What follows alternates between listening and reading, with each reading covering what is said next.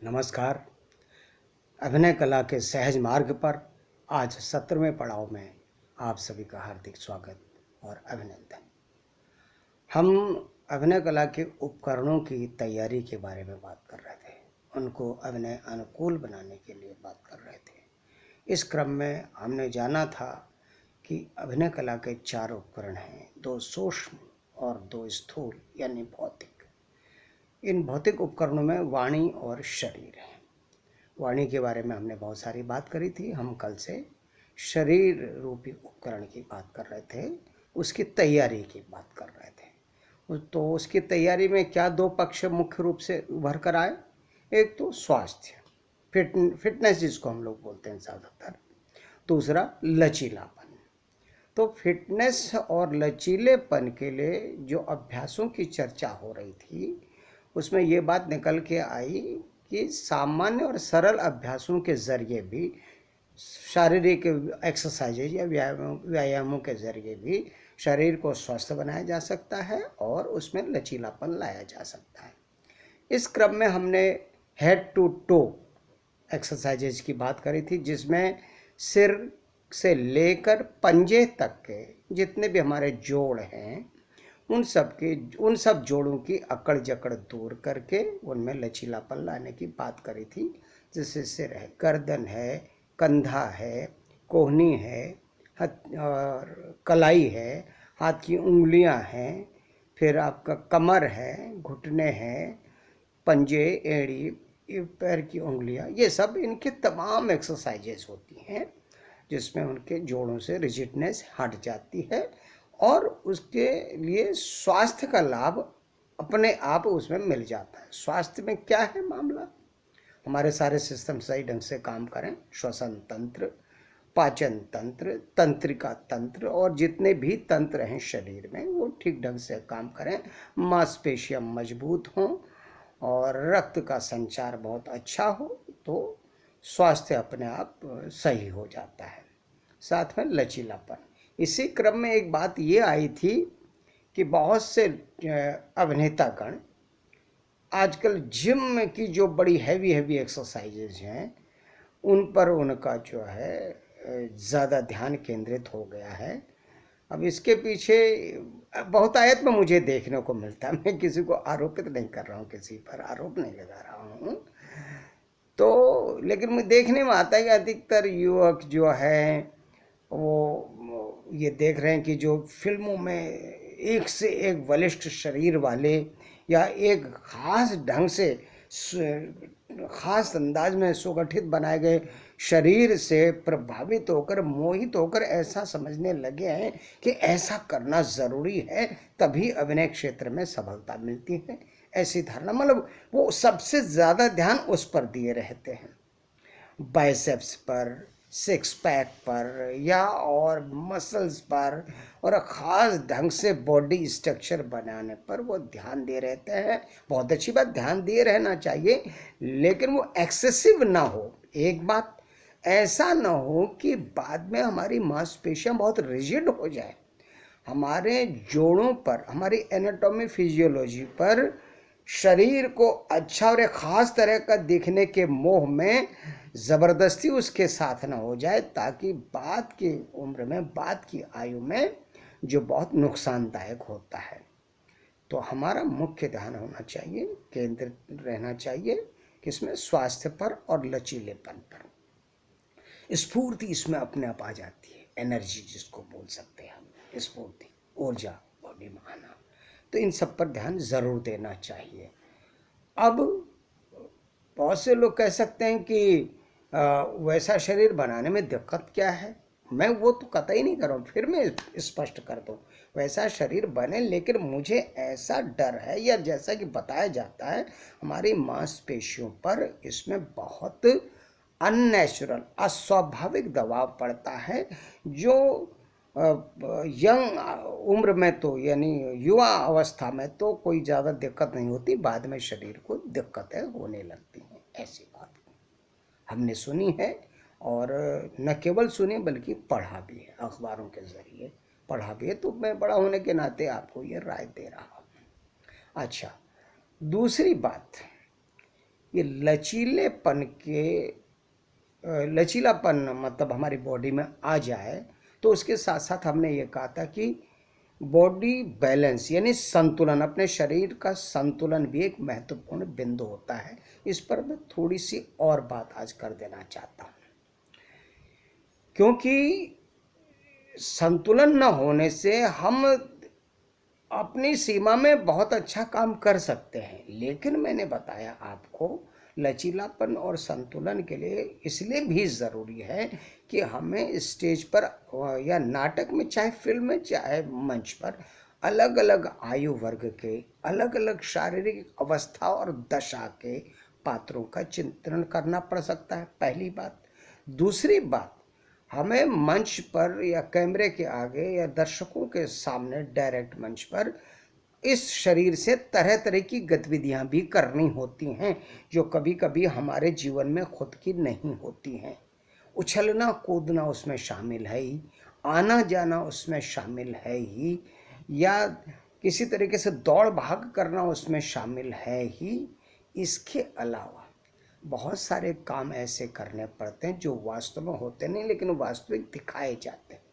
जैसे मान लिया हमको दिखाना है मजदूर का पात्र निभा रहे हैं और हमारी पीठ पर एक बोरा गेहूं लदा है, तो सच में एक बोरा गेहूं तो लाया नहीं जाएगा, वहाँ पर सुविधाजनक ही नहीं होगा। तो क्या किया जाएगा, एक बोरा ऐसे किन्हीं और चीज़ों से भरा जाएगा जो आकार में तो लगे, आकृति में लगे कि हाँ गेहूं का बोरा है, वजन उतना ना रहे, लेकिन दिखाना तो है। तो ऐसे में हमें क्या होना चाहिए एक अभिनेता के लिए, और एक क्या विशेष काम है जो इन सारी एक्सरसाइजेज के द्वारा जरिए वो समझ सकता है कि हमारी मांसपेशियों का, जोड़ों का व्यवहार क्या है, फिजियोलॉजी क्या है, एनाटॉमी क्या, बाह्य फिजियोलॉजी। एक तो आंतरिक फिजियोलॉजी है जिसमें डाइजेस्टिव सिस्टम है, रेस्पिरेटरी सिस्टम है, एक्सक्रीटरी सिस्टम है, ब्लड सर्कुलेटरी सिस्टम है। तो ये तो आंतरिक फिजियोलॉजी। बाहरी फिजियोलॉजी क्या है, इसकी भी समझ आती। इसकी समझ का क्या फ़ायदा होता है कि हम कितना वज़न कैसे उठाएं तो हमारे शरीर की किस मांसपेशी पर जोर आएगा, बल का उपयोग किस प्रकार होगा, उसको उठाने में शरीर को संतुलित करने का जो स्वाभाविक जो एक स्वभाव है शरीर का, अपने को संतुलित करने का, वो शरीर उसके लिए कहाँ कहाँ झुकाव बनाएगा, कहाँ कहाँ वो मुड़ेगा, और वज़न को उठाने के लिए किस मांसपेशी पर सबसे ज़्यादा जोर पड़ेगा, ये बातें समझ में आती हैं, इन बातों की जानकारी मिलती है। ठीक है। इसके अलावा वज़न उठाने के अलावा चीज़ों को हम धकेल रहे हैं, वो कितनी भारी है और कैसे धकेली जा रही है, तो ऐसे में बॉडी का पोस्चर क्या बनेगा, बॉडी कितना झुकेगी, कौन सबसे उपयुक्त पोस्चर होगा। निजी जीवन का मतलब जो है का ऑब्जर्वेशन करके हम ये चीज़ें जान समझ सकते हैं। इसी तरीके से चीज़ को धक्का नहीं दे रहे बल्कि खींच रहे हैं, तब हम बॉडी का हमारी पोस्चर क्या होगा, किस तरीके से हम बहुत सुविधाजनक तरीके से चीज़ों को खींच सकेंगे। जब हम जीवन में बॉडी के नैसर्गिक स्वभाव को जान लेंगे, तब हम अभ्यासों में उस चीज़ को ज़्यादा बेहतर तरीके से अप्लाई कर सकते हैं। ठीक है। तो किस काम के लिए, चाहे वो उठाना हो, चाहे नीचे रखना हो, चाहे आगे धकेलना हो, चाहे पीछे खींचना हो, इधर वापस खींचना हो, मतलब आप आगे से खींच रहे हो या पीछे से धकेल रहे हो, इस तरह के तमाम सारे, या एक हाथ से चीज़ उठाई जा रही हो, या एक पैर से उठाई जा रही हो, या एक पैर में खड़ा रहना हो, तो इन सारी गतिविधियों में हमारे शरीर के कौन से अंग, कौन सी मांसपेशी, कौन से जोड़ में किस प्रकार का बल लगता है, किस प्रकार का जोर या बोझ पड़ता है, इस बात की समझ पैदा होती है। इसलिए हम अभ्यासों में, जो हमारे अभ्यास कक्षा में जहाँ हम जॉगिंग कर रहे हैं, हेड टू टो एक्सरसाइज कर रहे हैं, या और तरह की इस तरह से जुड़ी हुई योगासन कर रहे हैं, प्राणायाम कर रहे हैं, इसके साथ साथ थोड़ा इमेजिनरी एक्सरसाइजेज भी करनी चाहिए। काल्पनिक एक्सरसाइज, जैसे चीज़ों को धकेल रहे हैं, सच में नहीं धकेल रहे हैं, ऐसे दुनिया भर की सामग्री लानी पड़ेगी फिर, तो धकेलने में कोशिश करिए कि जो पहले तो आसानी से धकेल लिया, फिर थोड़ी सी दिक्कत हुई, फिर और ज़्यादा दिक्कत हुई, फिर ऐसा महसूस करिए कि इतनी भारी चीज़ है कि अब धकेले नहीं धकेली जा सकती, तो बॉडी का क्या एंगल बनेगा, हाथों में कहाँ कहाँ जोर आएगा, कमर पे जोर आएगा, थाई पे जोर आएगा, घुटनों पे, पंजों पे कहाँ जोर आएगा, इसका अनुभव होता है ना। इसी तरीके से खींचने में क्या होगा, उठाने में क्या होगा, अलग अलग वजन को एज्यूम करके, कल्पना करके अभ्यास करना चाहिए। वहाँ पहले देख मान लिया कि 5 किलो का कोई बोझ उठा रहे हैं, फिर 10 किलो का उठा रहे हैं, फिर 15 किलो का उठा रहे हैं, 20 किलो का उठा रहे हैं, तो अलग अलग वजन की कल्पना करते हुए उसको उठाने में उसकी कल्पना को अनुभूति में ढालना पड़ता है, तब काम होता है। उसको उठाते हुए ज्यों ज्यों भार बढ़ता जा रहा है तो शरीर की किस मांसपेशी पर, शरीर के किस भाग में किस प्रकार से जोर पड़ रहा है, और ऊपर सिर के ऊपर तक उठाने में क्या हो रहा है, कैसे जा रहा है, 5 किलो कैसे जाएगा, 10 कैसे जाएगा, 20 कैसे जाएगा, और 20 किलो अगर बाट है तो कैसे उठेगा, 20 किलो का बोरा है तो कैसे उठेगा, सारी चीज की कल्पना करनी पड़ेगी। ठीक है। अब इसमें से बहुत से शहरी बालक कह सकते हैं जो कार से थिएटर वर्कशॉप करने आते हैं, 24 घंटा एसी में रहते हैं, जिम में जाते हैं, तमाम एनर्जी ड्रिंक्स लेते हैं और दुनिया भर की बातें करते हैं, अपने भर की वॉल स्क्रीन पर दुनिया भर के बड़े बड़े एक्टर्स की फिल्म देखते हैं। वो कह सकते हैं सर हमने कभी वजन उठाया नहीं, 20 किलो हम कैसे उठाए। इस तरह की तमाम बातें बहुत से लोग ऐसा मतलब मूर्खता भरा एक्टिंग में कहते हैं भैया जरा रो लो, तो सर हम कभी रोए नहीं तो कैसे रोए। अरे भाई जीवन में तो जो तुम किए होगे वही रोल जीवन भर तुमको मिलेगा क्या। मैंने उस दिन कहा था, अगर याद हो आप लोगों को, तो पिछली किसी कक्षा में हम जीवन संबंधी जो भी ज्ञान हासिल करते हैं उसके 3 रिसोर्सेज होते हैं। एक तो खुद पर बीता हुआ, जो हम पर खुद पर बीता उससे हम जानकारी लेते हैं। खुद पर बीता नहीं है तो हम देखकर, सुनकर, पढ़कर और ज्ञानेंद्रियों से अर्जित करते हैं। और ऐसा भी संयोग नहीं हुआ तो क्या होता है, कल्पना शक्ति, इमेजिनेशन के दम पर यह काम होता है। ये जब मैं बात कर रहा था तो मैंने इसके साथ बड़ी महत्वपूर्ण बात और करी थी। भैया इतनी बड़ी सृष्टि है, अनादिकाल से अनंत तक अरबों लोग आए, अरबों हैं, ये भी चले जाएंगे और फिर दूसरे लोग आएंगे। इतने लोगों में हमारा, इतने बड़े ब्रह्मांड में हमारे निजी जीवन में हम कितना भोग पाएंगे, यानी हमारा निजी अनुभव काम करेगा, लेकिन वो होगा कितना, नगण्य होगा। ठीक। दूसरा, देखकर, सुनकर, पढ़कर, फिर वही बात आती है, हमारा जीवन 100 साल भी होगा तो इतनी बड़ी सृष्टि में, इतने बड़ी इस मानव संख्या में, समय और स्थान के इतने अपरिमित विन्यास में हम कितना जान जाएंगे, कितना देख लेंगे, कितना सुन लेंगे, कितना पढ़ लेंगे। वो भी नगण्य ही होगा, नगण्य से थोड़ा ज़्यादा होगा लेकिन नगण्य होगा। तो बचेगा क्या, बचा क्या रहता है, कल्पनाशीलता। तो भैया कहने का मतलब है 5 किलो वजन उठाना तो पहले कल्पना करनी पड़ेगी, हाँ 5 किलो वजन कैसा होता होगा, और फिर उसको अपनी अनुभूति में ढालना पड़ेगा। ठीक है ना। इसी तरीके से तमाम सारी चीज़ों को हम तो कभी कभी ये भी एक्सरसाइज कराते हैं सामूहिक रूप से कि बेटा देखो छत गिर रही है, सब लोग छत को रोको, छत को रोको। और अब भैया रोक लिया, हाँ रोक लिया, लेकिन छत दवाई दे रही है, दवाई दे रही है, दवाई दे रही है, और अरे पिचक गए आप, लेकिन आपने फिर से सामूहिक रूप से मतलब जो है फिर से आप जिंदा हुए और आपने फिर से बल लगाया सामूहिक, फिर छत को उठा दिया। इसी तरीके से कभी कभी ये कहते हैं कि भैया दीवार, बेटा सामने की दीवार आगे चली आ रही है, इसको धकेल के वापस ले जाना है।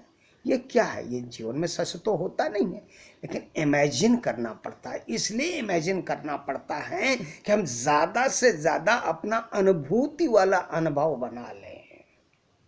तो अभ्यास, शारीरिक अभ्यास में भी कल्पनाशीलता के कितने बड़े विन्यास में हमें आना जाना पड़ता है।